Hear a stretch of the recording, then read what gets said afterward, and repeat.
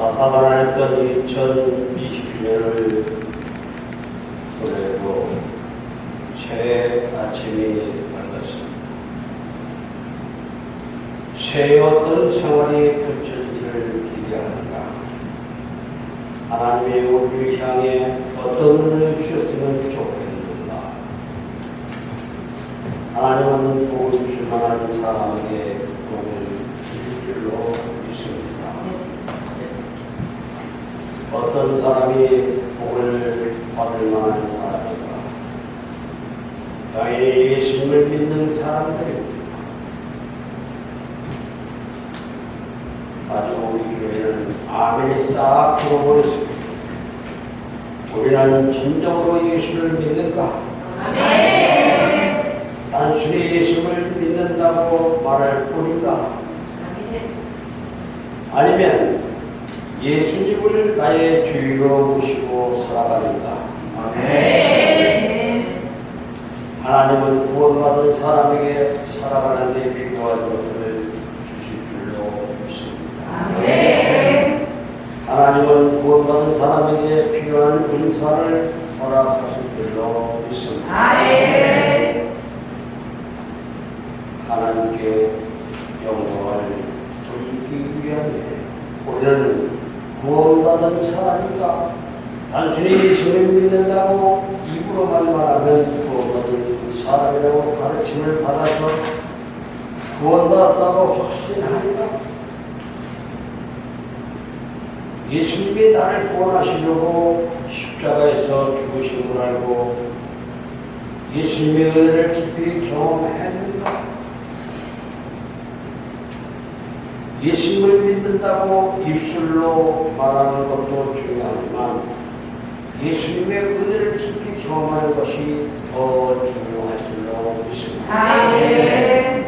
예수님의 은혜를 경험하면 구원받은 사람으로서의 행동이 나타나기 때문에 하나님은 우리에게 예수님을 경험하는 은혜를 주셨습니다. 아멘. 그 은혜를 체험한 사람에게 하나님께서 예배하신 복을 신비한 방법으로 허락하실 줄로 믿습니다. 아멘. 우리는 예수님의 사랑, 하나님의 자녀, 은혜를 체험한 사람, 주의 뜻대로 사는 사람들입니다. 아멘이요. 아멘. 여러분, 놀이시설에 가면 높이 올라갔다 갑자기 떨어지는 기구들이 많습니다. 자유로운 롤러코스터, 청년열차, 88열차 등 사실 대부분 놀이기구는 형태는 다른 것 같지만 높은 곳으로 갑자기 떨어지는 원리를 이용하고 있습니다.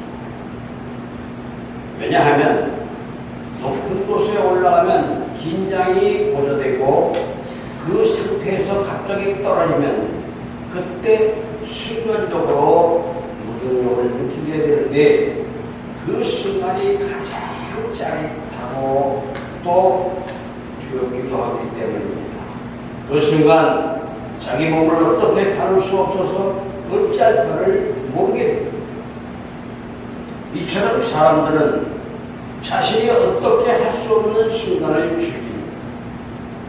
이런 순간을 놀이기구를 통해서는 얼마든지 즐길 수 있습니다. 안전이 보장되어 있기 때문에. 하지만 이게 인생이라면 어떻겠습니까? 누구도 원하지 않을 것이에요. 그런데 사실 인생도 놀이기구와 똑같습니다. 높이 올라갔다가 뚝 떨어지는 것처럼 갑자기 변화하는 일이 생기고 그런 순간마다 적응하기 위하여 안가짐을 쏟아야 합니다. 문제는 놀이기구는 안전이 보장되어 있지만 인생은 안전이 보장이 되지 않는다는 점이에요. 현대인의 삶은 더욱 그렇습니다. 시간이 지나면 지날수록 변화의 간격은 짧아집니다. 그러면서 변화의 폭은 시간이 갈수록 커집니다. 이젠 어떤 물건을 구할 때 몇 년 사용한다는 생각을 할 수가 없습니다. 1년만 지나도 새로운 기능을 장착한 물건이 나와서 새 것을 사용하고 싶을 정말 그런 충동을 받기 때문입니다. 이런 급격한 변화로 인하여 뒤처지는 상황이 생길 수밖에 없는 것이 현대의 삶입니다. 이젠 자연스럽지만 4차 산업혁명이라는 것도 인공지능의 발달에 따라 사회가 전혀 다른 모습으로 변화하는 것을 이야기합니다. 현재 우리가 안전하다고 느끼는 사회의 구조는 아마 조만간 전혀 다른 모습으로 변할 것이다. AI의 발달로 인하여 어쩌면 인간이 만들어 놓은 사회에서 인간이 도태되는 시대가 올지도 모르겠습니다. 이미 코로나19로 인하여 일자리가 없어지고 그 자리를 로봇이 대체하는 현상이 나타나고 있습니다.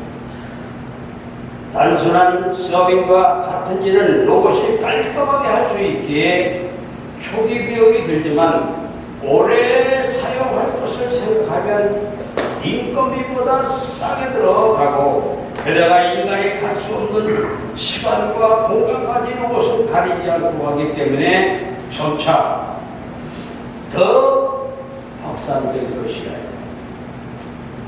거기서 인간은 어쩔 수 없이 밀려나게 될 것입니다.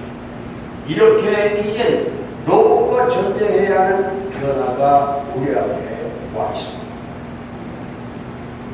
2022년은 더 할 거예요. 미래학자들은 코로나19 이후 곧 포스트 코로나 시대는 전혀 다른 모습이 될 것이라고 이야기합니다. 교회의 모습도 이젠 건물 중심이 아닌 콘텐츠 중심으로 바뀔 것이라고 합니다. 하지만 그 모습이 어떤 것인지에 대해서 분명하게 이야기하는 사람은 없어요. 다만 우리는 변화하는 세상에서 살고 있다는 것만 알 수 있을 겁니다. 그래서 불안하지 마. 이렇게 바빠진 현대의 삶을 따라잡으려면 어떻게 해야 하겠습니까? 누구보다 빠르게 스스로 변화돼야 돼요. 가만히 있다가는 테이블이 되고 맙니다. 아니 변화를 주저하다가는 미련하게 되고 맙니다. 잠시도 멈춰서는 안 돼요. 다른 것들을 정말 챙기지 못하더라도 숨가쁘게 따라가야 돼요. 그래야 2020년에도 우리가 살아갈 수 있습니다. 그렇지 않으면 낙오할 수밖에 없는 시대가 오고 맙니다. 근데 저는 관점을 달리 해봅니다. 분명 세상이 빠르게 변하는 것은 맞습니다만 그 이면에 변하지 않는 것이 있다는 것 또한 놓쳐서는 안 됩니다.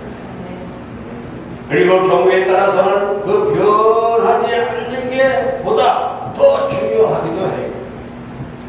그리고 또 한 가지 중요한 것은 변화하는 것 외에는 우리 자신을 세울 수가 없습니다. 변하지 않는 것에 우리 자신을 굳게 세워야 변하는 시대를 잘 감당할 수 있는 것이야. 그 변하지 않는 것에 대해서 오늘 본문은 이렇게 말씀하고 있습니다. 사랑하는 자들아, 너희는 너희의 지극히 거룩한 믿음 위에 자신을 세우라. 아멘입니까? 아멘. 여러분, 그렇습니다. 우리는 흔들리지 않는 믿음 위에 우리 자신을 세운 후에 심하게 흔들리고 변화하는 세상을 감당해야 합니다. 그래서 오늘은 2022년 첫 주에 흔들리지 않고 세워야 하는 이 문제를 생각해 보도록 하겠습니다. 첫째, 우리는 경박한 믿음에 서서는 안 됩니다. 아멘. 사랑하는 성도 여러분, 유다 장로는 오늘 본문에 지극히 거룩한 믿음 위에 우리 자신을 세우라고 해요. 세상에는 거룩한 믿음이 아닌 것이 있습니다. 그릇된 믿음인데 이것을 저는 경박한 믿음이라고 말하겠습니다. 경박한 믿음. 믿음을 가졌다고 말하는 이들은 많습니다. 하지만 그들의 모습을 보면 과연 믿음을 가진 것인지 도무지 알 수 없는 경우 또한 많아요.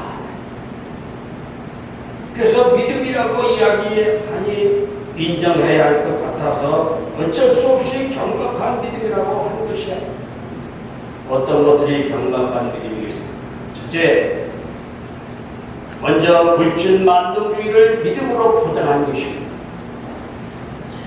교회가 영원한 표상으로 삼는 초대교회는 물질에 관한 자유로운 교회에서 심지어 저들은 자신의 물질을 내놓고 모두 함께 사용을 하였습니다. 그리고 저들은 그 물질을 필요에 따라서만 사용하였습니다. 그렇게 함으로써 어떤 자도 교회 공동체의 이름으로 함께 살 수 있었습니다. 초대교회는 결코 교회 자체가 부자가 되는 것에 관심을 갖지 않았습니다. 건물을 가질 것, 무속 건물이나 훈련을 가질 것, 이런 것들에는 관심이 없었습니다. 그때는 훈련이 필요하지 않아서 훈련을 따로 가질 생각을 안 한 것 같습니다. 근데 그렇지 않아요. 교회의 관심은 서로 하나 되는 데 있었지 결코 커지는 데 있지 않았기 때문입니다. 오늘날은 어떻습니까? 교회의 크기로 믿음의 크기를 이야기합니다. 크고 아름다운 건축을 해야 그 교회가 교회고 그 교회 목회자나 성도들의 믿음이 있다고 인정들을 합니다. 작은 교회는 믿음이 작아서 그런 것이라고 이야기를 합니다. 예수님께서 성전을 보면서 감탄해야 하는 제자에게 하신 말씀을 기억하지 못해서 그래요. 예수님은 돌 하나도 돌 위에 남아있지 않을 것이라고 말씀하셨는데 현대 교회는 없어질 것을 갖고 대단한 것으로 착각하고 있습니다. 언제 없어질지 몰라요. 그러니 이런 모습은 경박한 믿음인 것이죠. 교회가 물질 만능주의를 믿음으로 착각하는 증거는 또 있습니다. 교회가 도무지 낮은 자리로 가려고 하지 않는 모습이에요. 어느새 우리 사회에서 교회는 기득권 세력이 되어버렸습니다. 역사적으로 암흑기라고 하는 중세를 제외하면 교회는 항상 개혁의 선동에 있었습니다. 우리의 정신적 기원이라고 하는 종교 개혁이라는 것도 결국은 중세의 암흑을 깨지고 나가는 개혁이었던 것이야. 그러니 교회는 그리고 믿음은 또한 개혁의 선봉에 서 있는 것입니다. 그런데 지금 사회에서는 개혁하자고 하는데 교회는 발목을 잡는 경우가 있습니다. 오히려 세상에서 개혁의 대상으로 교회가 지목받고 있습니다. 이렇게 된 이유는 물질 만능주의가 교회에 들어와 있고 교회가 부를 축적하여 이제는 물질에 빠져서 변하기 싫어하는 기득권이 되어버리고 말았습니다. 성도 없이 재력과 권력을 갖고 있는 위치에서 변화를 거부하고 있습니다. 그래서 현재 교회는 마치 원래부터 기득권의 옹호자였던 것처럼 행동을 하고 있습니다. 안타깝게 얘기해 주십시오. 그런데 교회가 기득권의 옹호자였던 시기는 중세의 암흑기밖에 없습니다. 교회는 물질 만능에서 벗어날 때 비로소 참된 믿음에 섰다고 할 수 있을 것이다. 아멘입니까? 두 번째로 이어 생각해 볼 것은 미신 또는 맹신을 믿음으로 포장하는 것입니다. 믿음은 때로 초고성을 갖기도 합니다. 그래서 이상적인 것을 뛰어넘을 때가 많습니다. 그런데 이것을 착각하여 맹목적인 믿음을 가질 때가 있습니다.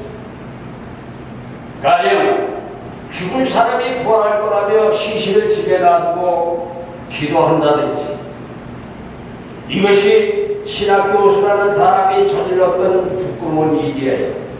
목회자를 마치 하나님처럼 생각해서 그에게 종속된다든지 심심치 않게 보도되는 내용들입니다.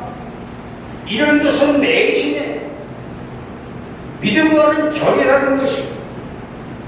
또 이런 것도 있습니다. 믿기는 하는데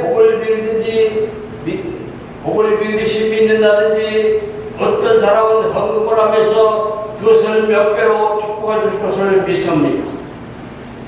물론 하나님은 주게 되는 자에게 복을 주셔요.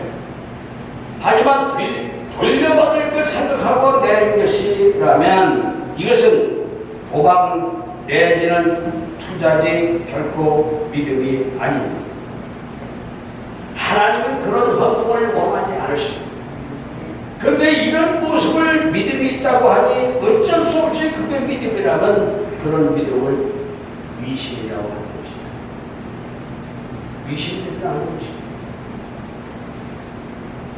안타까운 것은 맹신과 미신의 모습이 기독교 안에 너무 많이 퍼져 있다는 점이에요. 세상 사람들이 교회를 우습게 보는 이면에는 바로 이런 이유가 있습니다. 믿음의 본질적인 부분을 본다면 결코 비웃지 못할 텐데, 세상 사람들은 대부분 이렇게 코미디같이 미신 같은 것을 보고 있어서 기독교를 깔보고 있는 것입니다. 그래서 이런 게 믿음이라면 그것은 기독교를 경박하게 만드는 것이기에 저는 경박한 믿음이라고 하는 것이에요. 여러분, 그래도 경박한 믿음이라도 믿음이 아니겠습니까? 그래도 하나님을 믿는다고 하는 행동인데 믿음이 아니라고 한다면 너무 한 게 아닐까 생각이 듭니다. 하지만 이것은 성경에서 이야기하는 믿음이 아니라는 점은 분명합니다. 혹시 하나님을 믿기 시작하는 초반이라면 그런 믿음이 자라서 경박한 수준에서 벗어나야 할 줄로 믿습니다. 우리 믿음은 적어도 우리 믿음의 대상이 되는 하나님께서 기뻐하시는 모습으로 자라가야 할 줄로 믿습니다. 아멘이요. 두 번째, 우리는 지극히 거룩한 믿음에서 서야 합니다. 사랑하는 성도 여러분, 야고보 장로는 오늘 우리 성도들에게 지극히 거룩한 믿음의 자신을 세우라고, 믿음을 지극히 거룩한 믿음이라고 해요. 결코 가벼운 경박한 믿음이 아니라는 겁니다. 그러면 왜 지극히 거룩한 믿음이라는 표현을 하였고 또 그것은 무엇을 말하는 것이겠습니까?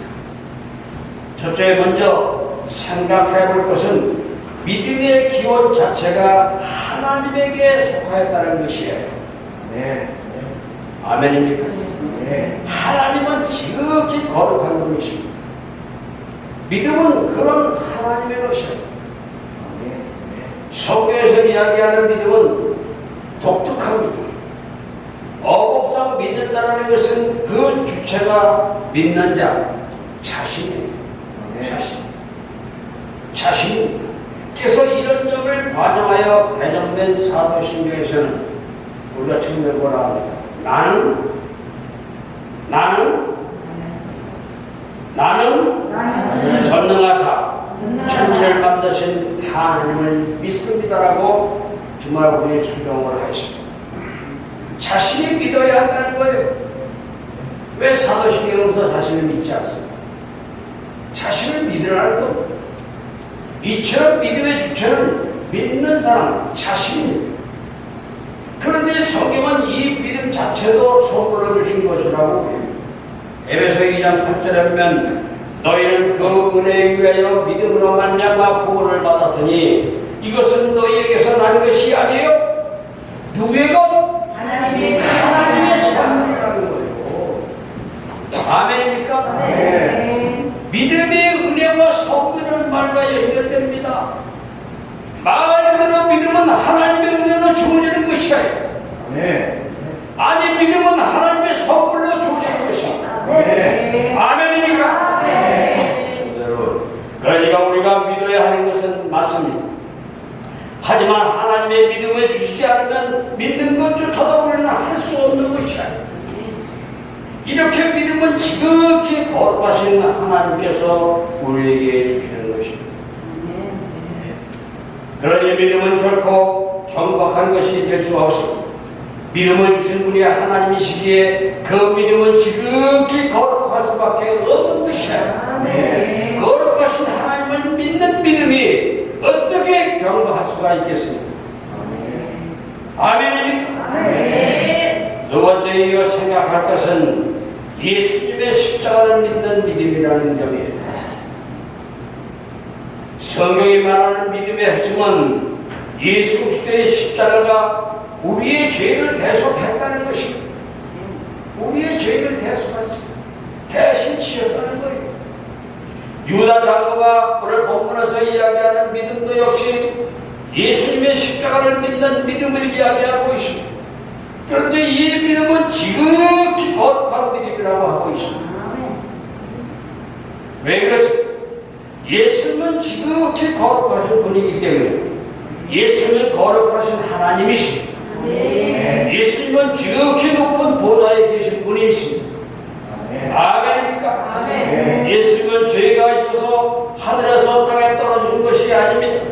죄가 없으신 그가 죄인들을 구원하기 위하여 스스로 나를 이 땅에 오신 것이에요. 그리고 죄인이 걸어가야 할 길을 걸어가시고 끝내 십자가에 달려 돌아가셨습니다. 왜? 우리를 위해서. 그래서 히브리서 4장 15절에서는 우리에게 있는 대제사장은 우리의 연약함을 동정하지 못하실 리가 아니요 모든 일에 우리와 똑같이 시험을 받으시니로되 뭐가 없다고? 죄가 없으신 분이에요. 죄가 없으신 분. 여러분, 예수님의 십자가를 믿는 믿음은 지극히 거룩한 믿음입니다. 하나님의 거룩하심에 합당한 우리를 만드시기 위하여 주님께서 십자가에서 우리의 죄값을 모두 치러주셨기 때문입니다. 비록 우리가 부족한 자들입니다만 대속하신 예수 그리스도의 보혈이 우리를 넉넉히 거룩하게 만들어줘요. 우리의 죄값 중 어느 하나라도 남김없이 전부 치러주셨어요. 그래서 우리가 하나님 앞에서 거룩한 자라고 인정받는데 전혀 문제가 되지를 않습니다. 그러니 예수님의 십자가를 믿는 믿음은 지극히 거룩한 믿음인 것이 결코 경박해질 수는 없습니다. 아멘이요. 세 번째로 우리가 생각할 또 하나는 성령께서 우리를 거룩함으로 인도하시기 때문에 지극히 거룩한 믿음입니다. 아멘이요. 주님은 우리에게 성령을 주셨습니다. 성령님도 하나님이세요. 특별히 우리 안에 거하시는 하나님이십니다. 아멘이요. 성령께서 부족한 우리를 날마다 인도하시고 죄에 빠지 않게 하시고 거룩한 당신의 자녀답게 만들어 주시는 거예요. 그것을 우리는 성화라고 합니다. 날마다 거룩해져가는 것이 믿음입니다. 날마다 거룩해 가시기를 바랍니다. 그리고 끝내 우리를 영화에 이르게 하시는 거예요. 이렇게 하여 종국에 우리는 거룩하신 하나님 앞에 서는 자가 됩니다. 우리의 믿음은 이렇게 거룩한 것이에요. 아멘입니까? 이제까지 살펴보았듯이 우리의 믿음은 지극히 거룩한 믿음입니다. 하나님, 예수 그리스도, 성령과 함께하는 믿음이기 때문에 그러니 믿음이라고 이야기하면 하나님을 믿습니다. 십자가의 예수님을 믿습니다. 성령님을 믿습니다라고 말할 수 있어야 할 줄로 믿습니다. 여러분, 2022년을 시작하며 우리는 견고한 믿음에 서야 합니다.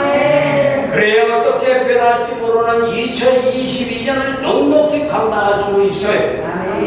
견고한 믿음은 나에게 안전지대가 되어 흔들리는 세상에 휘말리지 않게 됩니다. 오히려 흔들려서 갈팡질 뻔한 세대에게 희망을 줄 수 있는 믿음을 가지시기를 바랍니다. 사랑하는 성도 여러분, 2020년을 시작하는 지극히 거룩하신 하나님을 믿는 믿음에 서시기를 바랍니다. 지극히 거룩하신 하나님께서 우리의 죄를 대속하시러 이 땅에 오신 것을 믿는 믿음에 서시기를 바랍니다. 우리 또한 거룩한 자가 되게 하시는 성령님을 믿는 믿음에 서야 할 줄로 믿습니다. 이 믿음은 결코 흔들리지를 않습니다.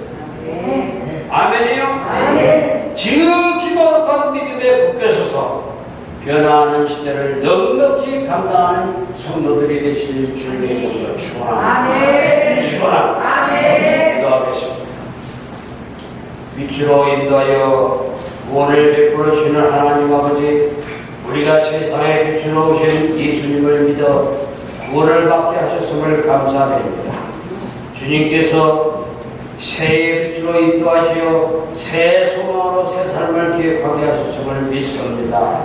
새해는 빛의 자녀로 밝은 마음으로 세상을 살아가게 하시고 정령당하게 살아서 하나님을 기쁘시게 하며 영광을 돌리게 하여 주시옵소서.